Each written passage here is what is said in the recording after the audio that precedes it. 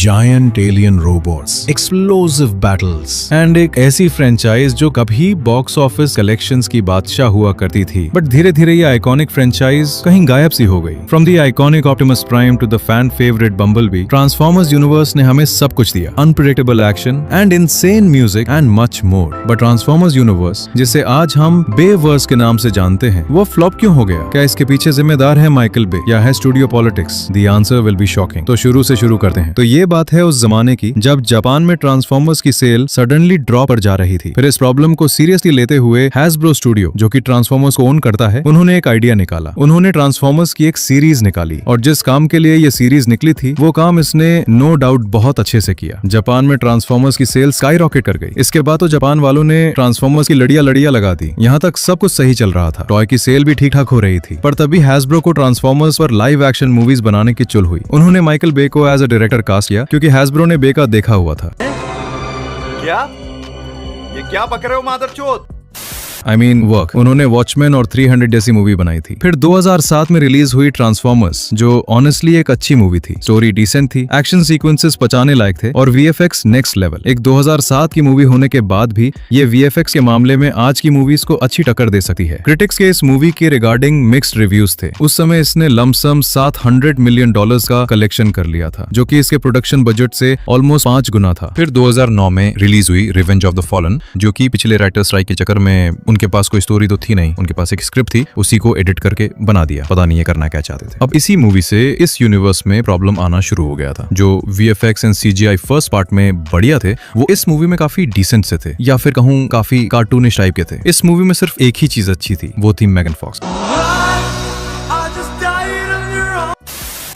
Critics ने तो movie को डिजास्टर तक बोल दिया, but do you know irony की बात क्या है? ये मूवी बॉक्स ऑफिस नंबर्स में 3rd रैंक ओन करती है उस टाइम पर। इसने लंप सम $850 मिलियन का कलेक्शन किया था, जो कि इसके प्रोडक्शन बजट से ऑलमोस्ट 4 गुना ज्यादा था। एंड फिर 2011 में रिलीज हुई dark of the moon. Technically ये एक वेल मेड फिल्म थी। इनफैक्ट जो कांड रिवेंज ऑफ द फॉलन ने किया था, इसने उन सबको ठीक किया और ये एक वेल मेड थी। बट इस मूवी को फिल्मिंग के टाइम पर एक कंट्रोवर्सी, मतलब विवाद हो गया। माइकल बे ने मेगन फॉक्स को फायर कर दिया। According to sources, Megan Fox ने एक इंटरव्यू में माइकल बे को हिटलर बोल दिया, जो बात बे को इतनी बुरी लगी कि उन्होंने मेगन फॉक्स को फायर कर दिया। सोर्सेज तो यही कहते हैं, बट इस पर कोई एग्जैक्ट इन्फॉर्मेशन अवेलेबल नहीं है। क्रिटिक्स ने इस मूवी को बिल्कुल भी पसंद नहीं किया, बट इसने जैसे तैसे करके $1 बिलियन का मार्क टच कर लिया। अब टेक्निकली इस फ्रेंचाइज को यहीं पर एंड हो जाना चाहिए था। मेगाट्रॉन की डेथ हो चुकी थी, सेंटिनल और सभी मेगा विलन की डेथ हो चुकी थी। ऑप्टिमस भी इतना इंजर्ड हो गया था कि वो अब आगे कंटिन्यू नहीं कर सकता है। इनफैक्ट उसका एक हाथ भी पूरी तरीके से खराब हो चुका था। बट ये मूवी अच्छे खासे नंबर अचीव कर लाती है, इसलिए पैरामाउंट वालों को लगता है कि वो जो भी कर रहे हैं बिल्कुल सही कर रहे हैं। फिर 2014 में रिलीज होती है एज ऑफ एक्सटिंक्शन। इस मूवी को नहीं क्रिटिक्स ना पसंद किया, ना IMDb ने, ना ऑडियंस ने। इस मूवी में उन्होंने कुछ यूनिक करने का ट्राई किया, बट दे फेल्ड। ट्रांसफॉर्मर्स 4 में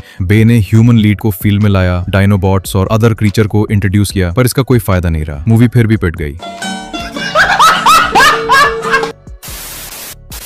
वेल, इसका भी एक रीजन है, प्लॉट होल्स। इस मूवी में इतने प्लॉट्स होने थे जिनको मैं इस वीडियो में कवर भी नहीं कर सकता, बट मैं कुछ तुम्हें बताता हूँ। फर्स्ट ऑफ ऑल, जैसा कि मैंने कहा था, डार्क ऑफ द मून की एंडिंग में ऑप्टिमस का एक हाथ पूरी तरीके से खराब हो जाता है। इससे कुछ गलत नहीं। इनफैक्ट कॉमिक्स में प्राइम का हाथ काफी बार टूट जाता है। जैसा कि हम सब जानते हैं कि ट्रांसफॉर्मर्स खुद को रिपेयर नहीं कर सकते, बट एज ऑफ एक्सटिंक्शन में प्राइम का हाथ ठीक हो जाता है। बेसिकली प्राइम ने खुद को रिपेयर कर लिया था, पर कैसे? सेकंड, KSI ने मेगाट्रॉन के दिमाग से गैल्वेट्रॉन को बनाया, लेकिन वो अचानक खुद को कंट्रोल कर लेता है और एकदम मेगाट्रॉन जैसा बिहेव करने लगता है। क्या सिर्फ दिमाग की कॉपी करने से पर्सनालिटी भी आ जाती है? ये मूवी ऐसे प्लॉट होल से भरी पड़ी है, बट कैसे भी करके मूवी $1.1 बिलियन का मार्क टच कर लेती है। हैसब्रो और पैरामाउंट वालों को लगता है कि वो जो भी कर रहे हैं वो सब सही कर रहे हैं। कम से कम बॉक्स ऑफिस नंबर्स तो आ रहे हैं। ट्रांसफॉर्मर्स द लास्ट नाइट, अब ये मूवी अपने साथ क्रिटिसिज्म इतना लाई थी जितना कभी माइकल बे ने सपने में भी नहीं सोचा होगा। इस मूवी में बे ने इतने कैरेक्टर्स डाल दिए, गैल्वेट्रॉन, मेगाट्रॉन, यूनिक्रॉन एंड भी चीजें जिनका कोई एक्सप्लेनेशन था ही नहीं। और इस मूवी ने अपनी फ्रेंचाइज की लोएस्ट ओपनिंग के साथ सबको शॉक कर दिया। ओनली $600 मिलियन की ओपनिंग के साथ माइकल बे ने ये फ्रेंचाइज को छोड़ दिया। बस अब उनका मन नहीं था। जब उनकी इतनी बिग बजट मूवीज फ्लॉप हो रही थी, तो माइकल ने ट्रांसफॉर्मर्स फ्रेंचाइज को लीव कर दिया। अब बे के फ्रेंचाइज छोड़ने के बाद बारी थी एक फ्रेश शुरुआत की, और तब आती है 2018 की बम्बलबी। अब ये मूवी माइकल बे की डायरेक्टोरियल शैडो से बाहर थी। इस बार डायरेक्टर थे ट्रेविस नाइट, जो कि Kubo and the Two Strings जैसी क्रिटिकली एक्लेम्ड एनिमेटेड फिल्म बना चुके थे। और honestly Bumblebee was a breath of fresh air. कहानी हार्ट टचिंग थी, कैरेक्टर्स रिलेटेबल थे, और बम्बलबी को पहली बार एक एक्चुअल पर्सनालिटी मिली। इस फिल्म का टोन बे मूवी से बिल्कुल अलग था, ज्यादा ग्राउंडेड, इमोशनल और 80s नॉस्टैल्जिया से भरा हुआ। क्रिटिक्स ने इसे जबरदस्त तरीके से सराहा। रॉटन टमेटोज पर इसका स्कोर 91% तक गया। बॉक्स ऑफिस पे इसने $430 मिलियन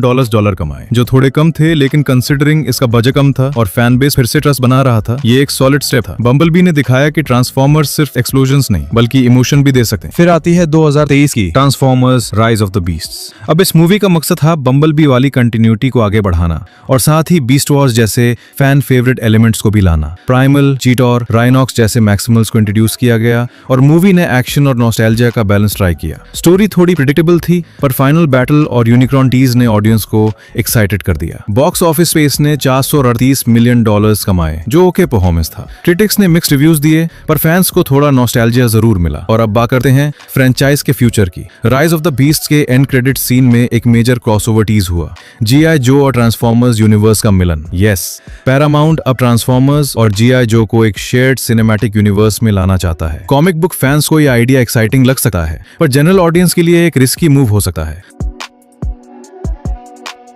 इस यूनिवर्स में दिक्कत अब आ गई जब हैस्ब्रो और पैरामाउंट ने ट्रांसफॉर्मर्स फ्रेंचाइज को फुल फ्लेश्ड यूनिवर्स बनाने का डिसीजन लिया। इनफैक्ट इसे ओरिजिनली एक ट्रिलॉजी की तरह ही प्लान किया गया था, क्योंकि जब तुम डार्क ऑफ द मून देखोगे तो उसकी एंडिंग इस तरह लिखी गई थी। सभी मेगा विलन्स की डेथ हो चुकी थी, ऑप्टिमस भी इतना घायल हो गया था कि अब आगे कंटिन्यू नहीं कर सकता था। बट पैरामाउंट वालों ने इसे एक यूनिवर्स बनाने का ट्राई किया, तो तुम ट्रांसफॉर्मर्स फ्रेंचाइज के फेलियर के लिए माइकल बे को रिस्पॉन्सिबल नहीं ठहरा सकते। वो बस 69.69% रिस्पॉन्सिबल है, बाकी स्टूडियो पॉलिटिक्स रिस्पॉन्सिबल है। बट अब कभी भी बेवर्स की कोई रील या वीडियो कभी मेरी फीड में आती है तो मैं देख नहीं पाता, ये जानकर कि इसका कोई फ्यूचर नहीं है। यार मैं दिल से चाहता था कि ये ट्रांसफॉर्मर्स फ्रेंचाइज सक्सेसफुल हो, बट हम और कर भी क्या सकते हैं। बट माइकल बे के जाने के बाद शायद कुछ इस फ्रेंचाइज का हो सकता है। So that's it for this video. अगर वीडियो पसंद आई तो लाइक करो और नहीं पसंद आई तो डिसलाइक करो, और दोनों ही केस में चैनल को सब्सक्राइब करो, क्योंकि फ्यूचर में वीडियोस लाता रहूंगा with more improvement. So hit the subscribe button. Good bye.